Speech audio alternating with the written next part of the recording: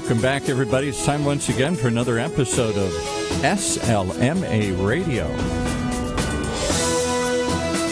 Brought to you on behalf of the thousands and thousands of members of the Sales Lead Management Association.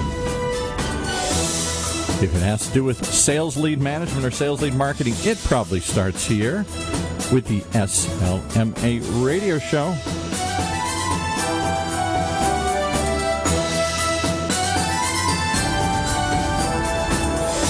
And as always, we're privileged to have with us from up in the great Northwest, the man who started this whole insanity, who started this party going back many years ago, the man who puts the fun in sales lead management. Is there fun in there? I don't know.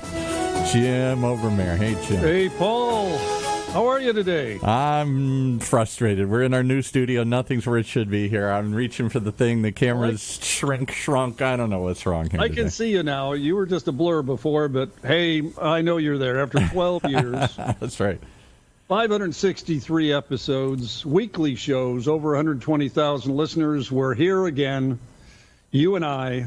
Yes, and our guest. And we're coming, before you bring in the guest, I just got to tell you where we're coming from here. That at UC Irvine Applied Innovation Center, they built a special studio for us, and we're going to be doing a lot of stuff here in tech, hopefully someday some future events and other things, live from the University of California Irvine campus in the new Applied Innovation Center. What better place to be telling the stories of sales lead management than right here? Well, we hope the Funnel Media Group meets down there in the not-too-distant future with all of our hosts. And we've got 14 hosts and 23 programs at various times. It's a spectacular event space, and we look forward to having you down here sometime. We'll make it. After 12 years, Paul, for people that don't know it, I moved up here 6 years ago in the Northwest. I'm 2 miles from Canada. And Paul is down in Southern California. I'm still stuck down here. I used to go into the studio for all of our interviews for many years, and since then we've been doing this up here and down there, and we're looking forward to his new studio and the new capability there. Today, Paul, we've got a really interesting program. The title is Driving Attendance to Virtual Events, Achieving Growth in a Downturn Economy. Now, virtual events are in, everybody knows it, but getting people's butts in seats and staying engaged is a different matter, especially getting the butts in seats. Some say there's a little fatigue with Zoom today. Some say virtual events have engagement promise, but growth in this economy is elusive. Sruthi Kumar from Sendoso is here to tell us how. Now, Ms. Kumar is the Senior Marketing Manager at Sendoso, the leading sending platform. As the first marketing hire, she built the company's marketing program from the ground up and often shares her insights as a speaker on webinars and events.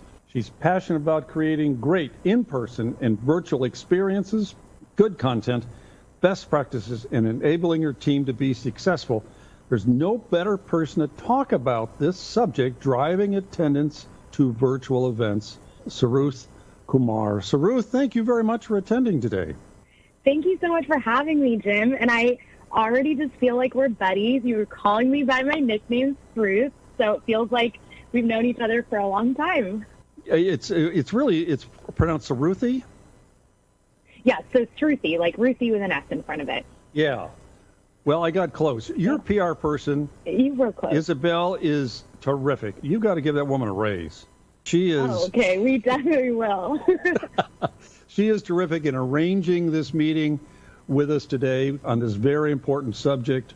We've been trying to get this meeting for a month and a half, and we're here today. And in a way, the delay has been good because there's a lot of talk today about virtual events, but people are not always talking about how to get the butts in the seats, and they're not always talking about achieving growth in a downturn economy. And your resume is terrific with your company. The first marketing manager that was hired at the company and building this up.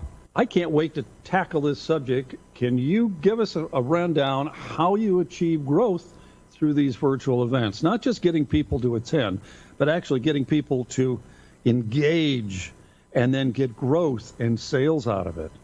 Yeah, of course. Like, look, in Q2, a lot of these all in-person events and travel was canceled. So we very quickly pivoted our plans to just digital.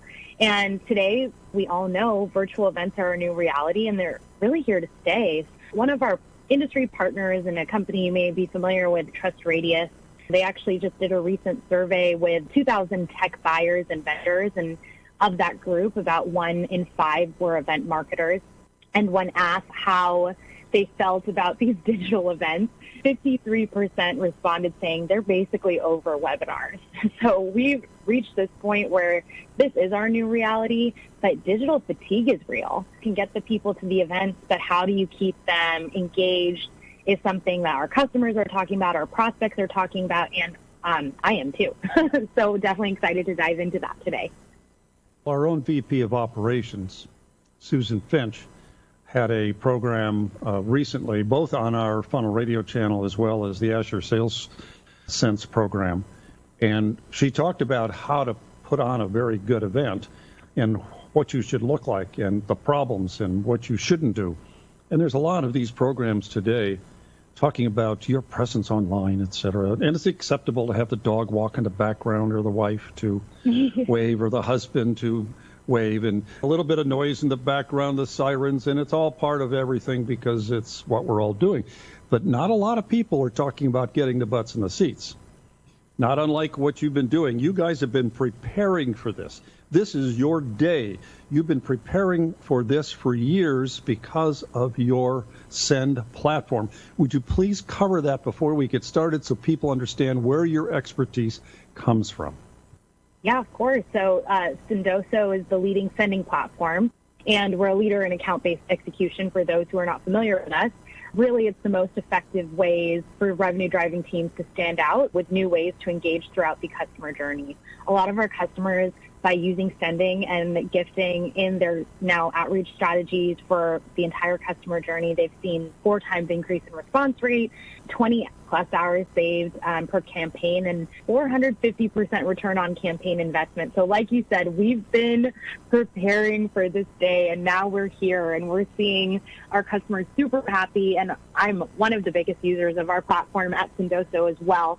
So I'm definitely happy about this. Like you said, as we're talking about getting folks to events and getting the butts and seats, even if they're in their own homes, there are a lot of ways we've seen our customers do that. One of our customers, PubNub, actually did a recent webinar, and they gave an option for donating to their charity of choice to the registrants upon registration. And so since implementing Sendoso, their webinar registrations have increased by 32%. And so their focus was really to just run this campaign around giving back and offered Sendoso's charity choice as the attendees registered for the event. We're not telling our customers to do anything that we're not doing ourselves. And so we have tested this out as well. We send out coffee e-gift cards the morning of a webinar, along with the charity choice as well, and have seen a pretty good attendance rate on our webinars. So like I said, 53% of people right now are feeling fatigued. So how do we keep them motivated and making them feel like we're top of mind for them? Well, it's a challenge. It certainly is. Now, something about your resume I didn't read. You're a co-founder of the Field Marketers FTW Slack community, a member of the Revenue Collective. Not a lot of marketing people think of it that way. And Women in Revenue. And you've been with some other companies. We won't get a Numerify and those people, but you've got a solid background. When this whole thing started, maybe March, April, I had run a blog that said basically I had talked to someone who was a CMO in the industry, and I said, how's it going, and are you depressed about this? And he said, I'm excited about this. He said, this is what I was born for. This is what any marketer is born for. We're born to create demand. We're born to create revenue. When things get tough, we get tougher. When things get really tough, we find the tools to help us out. We're leaders in our company, leaders in our industry, and it's up to marketing to step forward. And that's something that you have done and the company's done. How do you get butts in the seats? Staying engaged is a different matter, but how do you get the butts in the seats so it just isn't another free webinar? Just another free webinar. Please attend our free webinar. If I see one more of those, I'm going to throw up. I need to become friends with the CMO. I think we definitely think the same way. When all our events got canceled, instead of sitting back and scratching my head and being confused, we definitely jumped into action. So that's been a really something that's in my personality as an individual and something that's just ingrained as our company and our team. So it's been really fun to lean into that. Of course, there's a lot of the free webinars and all of that stuff. But really, I think the biggest thing for us is that we make sure that we're segmenting our audiences and really leading with content. We always want to make sure that the topic we're discussing is important. And so from the same Trust Radius study that I just had mentioned, we actually saw that the biggest reason to register for a webinar is the topic. And that took the lead by 27%, with incentives for registering for the event like gift cards at 12%, which was right at the top 3. Really, we're seeing from people is that they still care about the content. Whether it's in person or digitally, they need to know that they're going to walk away from the program learning something. If you can give an extra boost to that with e-gift right before or a personalized gift, some of the other things that I would highly recommend too is sending out an item that can actually enhance the experience of the program that you're attending. Some of the things that we've done internally for our customers and prospects is actually host happy hours. So one of the things I think a lot of people miss is that networking opportunity, especially for us, marketing and sales. We're definitely more of the extroverts, right? We miss that. This is an opportunity for people to still learn with a highly focused discussion that we've already decided on, and then sending out cocktail kits to everyone on the list. And once they join, they actually get to make the cocktail kit together, and it feels like a real happy hour. So I think it's really about just trying to draw people in with programs that actually feel different to them and maybe feel like they can gain something, whether it's the content or the actual experience. Well, your company has really got a lot of experience in sending things to people and getting people excited about attending events, or whether it's trade shows or whether it's responding to direct mail or cover that whole gambit, email, this sending platform. Tell us how the platform works. We don't do much product discussions here, but in this case, I think it's appropriate. In fact, Paul's signaling to me we should go ahead and do a quick commercial.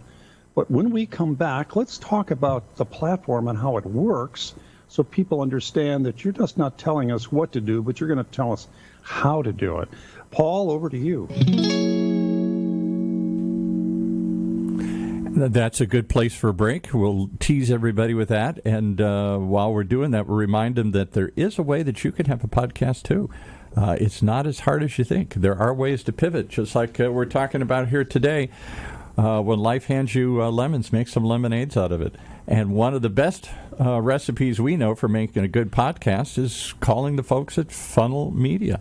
They can definitely show you how to do this and how to make it easy. You get the guest and they do the rest.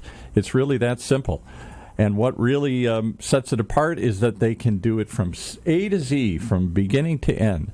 So if you want to establish your thought leadership without writing a book, if you've got a personal brand or a personal story, Funnel Media can make that personal story come to life. They can give you a podcast and make it easy and help you produce it and distribute it. To learn more, simply go to their website, podcastsmadeeasy.com. That's podcastsmadeeasy.com. Well, you guys are making all this sound too easy here. Are there no challenges in doing any of this? It's just one big opportunity to do new things here? Not for Sruthi. It's not a challenge. Her and her company they were started to do this. How long has the company been in existence? We've been around for 3.5 years now, and being part of the team for 2.5 years, I've definitely seen a lot of the growth. Feels like a whole different company than I joined a couple of years ago. And so we're really just growing. Our momentum is going with kind of what changes are happening in the industry and our world right now. I imagine you're growing faster than Zoom. Maybe. Maybe. We're going pretty fast. Going from the 6th employee to now there's 250 plus of us. It's been a wild, exciting ride. In 3.5 years. Amazing. Let's not just tell people what they should do. From you, Ms. Kumar, you tell us how they should do it.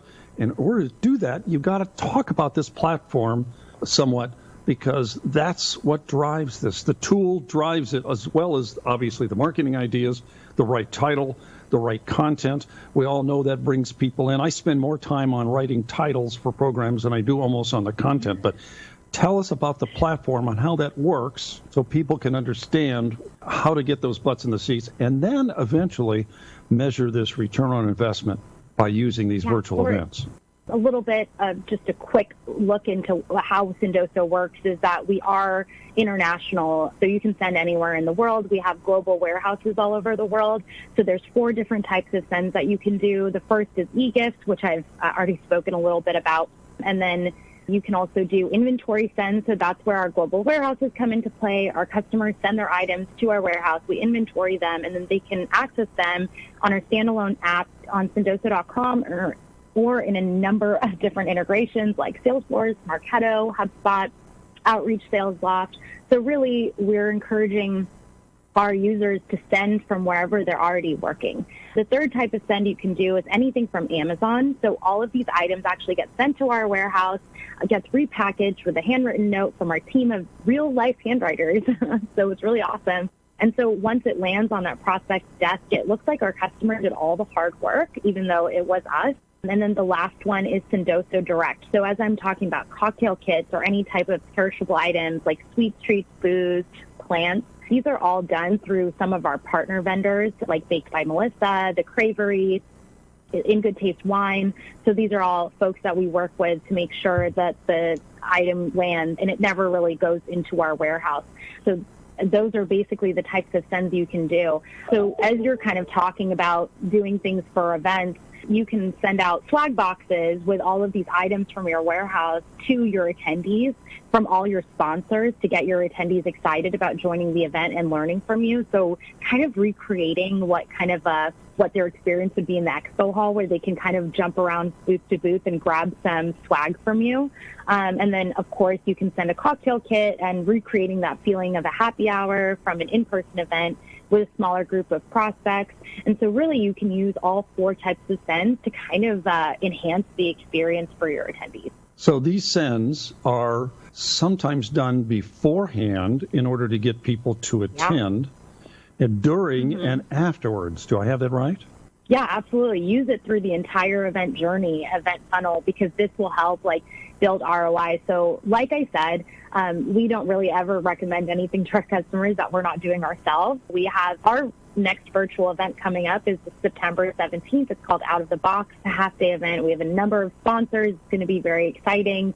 18 sessions, and our opening keynote is a couple of people I look up to personally. So Watney, the CMO from Sixth Sense, and Leela, the CMO from SurveyMonkey, and of course my own CMO from Sendoso. So it's going to be exciting. And so one of the things that we're doing is we're actually doing those swag boxes for our sponsors.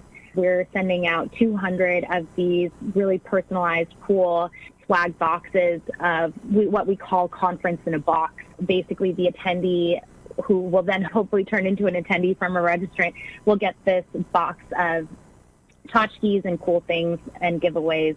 And then we're also doing a customer happy hour the night before to kind of recreate what a VIP experience would be the night before at an in-person event. And then we are doing a couple of e-gift sends to 20 people from each session to just kind of encourage people to show up and listen and interact. So really using those sends throughout, like you said.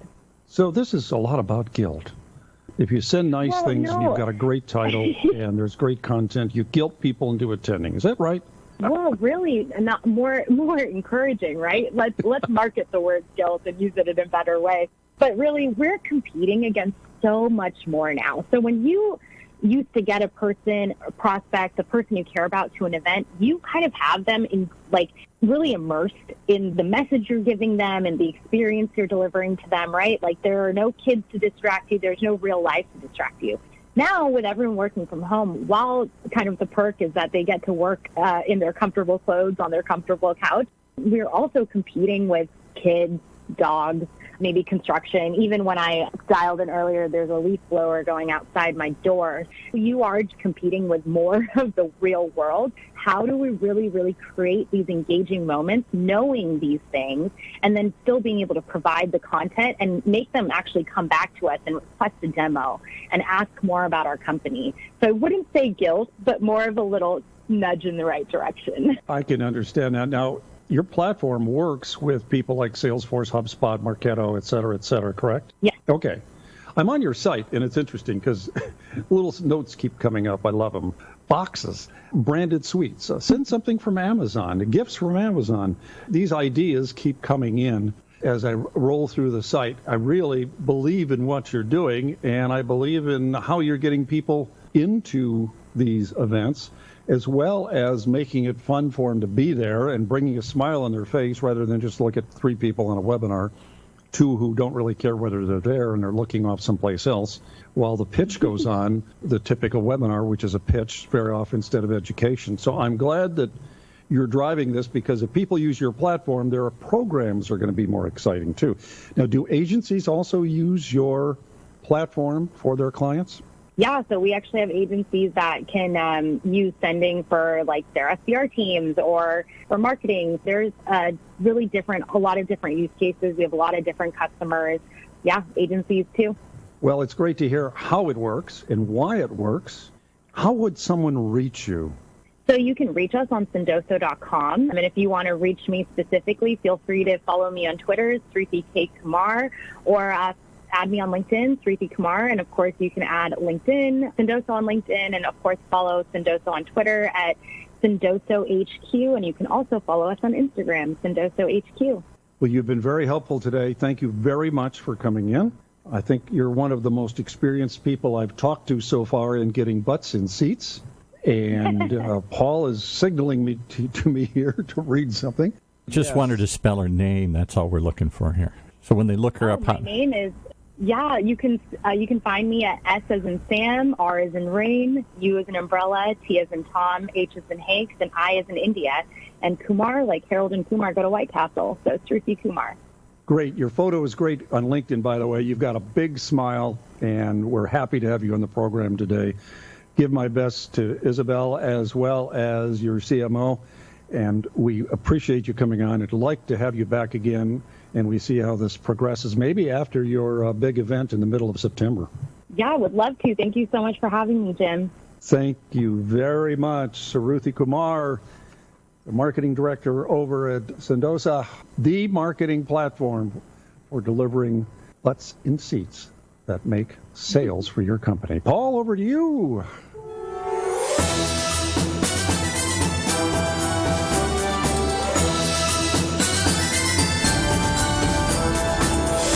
You've been listening to the SLMA radio show once again, right here on the Funnel Radio channel for at-work listeners like you.